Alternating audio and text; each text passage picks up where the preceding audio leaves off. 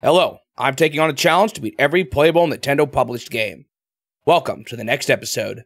The next game is Donkey Kong Jr. After the incredible success of Donkey Kong in 1981, it should come as no surprise that Nintendo decided to make a sequel to cash in on the Donkey Kong craze. Once again, Miyamoto was tasked with designing the overall game, and Yokoi was appointed as the producer. The concept behind this one is interesting. Rather than placing you in control of Mario once again, you play as Donkey Kong's son, Donkey Kong Jr., and you're attempting to rescue Donkey Kong from captivity. As many of you probably already know, Mario's role is reversed in this one, serving as the primary antagonist of the game. Reading the flyer, however, I don't know if I would totally describe Mario as evil in this one. After Mario saved the beautiful girl from the lustful clutches of Donkey Kong, he led the broken-hearted ape into captivity, locking him behind steel bars, never again to strut his stuff before the fair maidens of the world. Mario, beware of Donkey Kong Jr. He's crafty, he's fearless, he jumps in 4 different directions. Watch how Jr. strategically maneuvers his way to the top at high speeds. How he wrests the key away from Mario. The key that gives Papa the freedom to once again beat his chest and chase girls, with Donkey Kong Jr. not far behind. Some people like to portray Mario as a villainous animal abuser in this game, considering we do see him with a whip commanding the creatures to attack Donkey Kong Jr., but with the way that flyer describes the antics of Donkey Kong and Donkey Kong Jr., I'm not so sure we're playing as the good guys here either. Apparently, Miyamoto's initial idea was to make Donkey Kong the player character in the sequel, but this proved to be too difficult due to his size. To address this, Miyamoto created Donkey Kong Jr., a much smaller character who could maneuver more easily across the screen. Miyamoto had a lot of complex ideas that didn't make it into the original Donkey Kong, and it seems like a lot of those ideas ended up being used in this one. Perhaps that's why each level in this one feels so different from one another. While this one didn't do quite as well as the original game, it was still a success for Nintendo, and it continued to facilitate Nintendo's growth in the video game market. Before we jump into the actual game, there was some interesting legal drama that rose out of the development of this one. In my video on Donkey Kong, there was something I neglected to mention about its development. Apparently, in the older days of gaming, it was very common for Japanese companies to outsource their actual code development to third-party contractors, and these contractors were rarely actually credited with their contributions to the games they worked on. Nintendo was no exception, and a good chunk of their earlier arcade games were contracted out to a company called Ikegami Tsushinki. This company mostly works on manufacturing professional broadcast television equipment, with a particular focus on professional video cameras. While it is difficult to find any concrete proof of what they actually developed, it appears that they helped Nintendo develop a lot of their old arcade games, such as Computer Othello, Block Fever, Monkey Magic, Radar Scope, Sheriff, Space Fever, Space Firebird, Hellfire, Sky Skipper, and even the hugely successful Donkey Kong. I'm not totally sure why, but after Donkey Kong, Nintendo would stop working with Ikegami, and instead they started contracting their programming to Iwasaki Electronics. Apparently, Nintendo didn't actually have access to the Donkey Kong code that Ikegami wrote, so they tasked Iwasaki Electronics to reverse engineer the game to create Donkey Kong Jr. According to Ikegami, this was a breach of their contract with Nintendo, and they decided to sue Nintendo for copying the code. Apparently, their contract stated that Nintendo was not allowed to copy the code in any unauthorized way, although it never actually stated who the official owner was. The legality of ownership around computer programs was pretty hazy during this time, and Nintendo claimed that they were the ones who, in fact, owned it. This case lasted from 1983 to 1990, where it was eventually decided that Ikegami were the ones who owned the code to the game. However, Nintendo and Ikegami eventually settled the issue outside of court, so it is unknown what the exact results of this dispute were. I can't help but wonder if this legal case and Ikegami's involvement in many of Nintendo's early arcade games has played a role in why Nintendo rarely makes their arcade games available today. Almost every version of these old Donkey Kong games that we would see on the Virtual Console in future years would simply be the NES versions of the game, and it wasn't until Hamster's Arcade Archive series on the Switch that we would finally see an official re-release of the Donkey Kong trilogy in their original arcade format. Honestly, I wouldn't even be surprised if Nintendo doesn't even have access to most of their pre-Donkey Kong arcade games. Alright, let's jump into the actual game. Similar to Donkey Kong, this game once again features a different level structure in the US and Japanese versions, and I decided to beat both of them.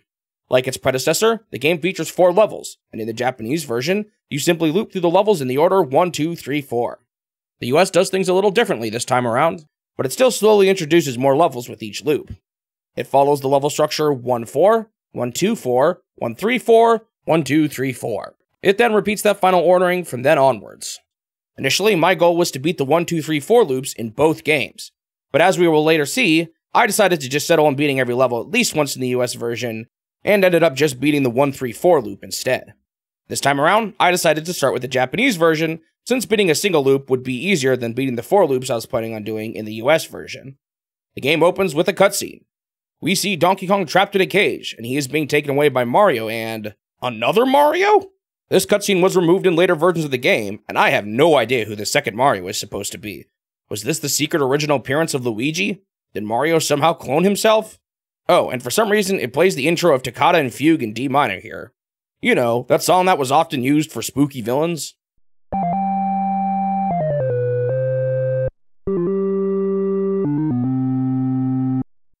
We also see here the first time Mario is referred to with his official name within an actual game.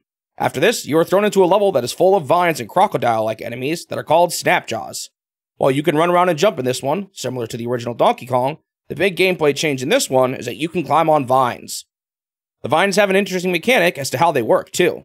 Depending on your positioning, you can either climb a single vine, or you can climb on 2 vines at once. When moving upwards, you move quicker when holding on to 2 vines, but when you're descending, it is quicker to be holding on to only a single vine. The Snapjaws can also move up and down the vines, and you immediately lose a life if you touch one. The red ones never drop off the vines and remain contained in a single area. However, the blue Snapjaws will drop off the vines, and Mario continually sends these blue ones at you while you traverse the stage. There's also fruit placed at different parts of the stage, and they fall down when you touch them. If the fruit hits an enemy on the way down, it takes them out. The jumping mechanics in this one are fairly limited, and it took me a moment to realize what I could and could not do. You can only move from one vine to another if you can actually reach it, and there's no actual way to jump from one vine to another. I attempted to do this on my first life, which resulted in me just falling off the vine and tumbling to my doom. Soon after this, I also tried jumping across the first platform to the second platform, but you aren't actually able to make it. My third death was the silliest one yet. I tried running off the second platform without jumping, thinking my forward momentum would carry me forward, but instead I just immediately fell straight downwards into the water. I had played the NES version of this game before, and certain things just felt really different in this version. One particular mechanic that I recalled from the NES version was that you could mash left and right to quickly move between vines. However, in this version, you moved much slower from side to side. This made the right section of the stage really difficult since there was a lot of maneuvering from side to side to get to the top. I got a game over on this level on my first attempt, and it wasn't until I lost half my lives in the second attempt that I finally made it to the top. Once you get to the top, you obtain the key to rescue Donkey Kong. However, Mario takes Donkey Kong away before you can rescue him, and Junior looks at the screen in bewilderment. After this, you move on to level 2. This level features a whole slew of new mechanics. There's a spring down below, moving platforms, moving ropes that retract and extend, and a new enemy, the Nitpicker. At the start of the stage, you have to jump onto a spring. If you push the jump button at the right time on the spring, you can make a huge jump. Line this big jump up with the platform above, and you can skip a portion of the stage. However, I generally found this to not be very reliable though, and the longer route was usually pretty easy, so I usually just took things safe here. On my first time here, I kept accidentally walking off the edge near the spring and got a game over before I even got to the second part of the level. On my second run though, I managed to reach the section with the Nitpickers. This part is deceptively tough. The Nitpickers move down a variable length in the vertical direction, meaning you need to be able to react quickly to their sudden decisions to turn into the horizontal direction. With how slow I was moving horizontally, it took me a while to find a strategy that was consistent here.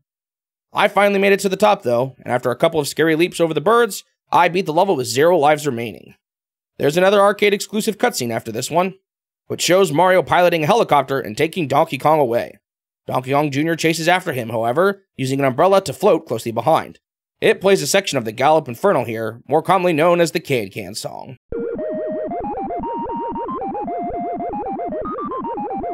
Next up was the third level. Once again, they've completely changed up the structure of this one. The vines are now an afterthought, and the primary focus is dodging the sparks that swarm the stage. The yellow sparks loop around each section of the stage, while the blue sparks slowly travel from the top to the bottom. I got surprise attacked by a blue spark here, and got my third game over.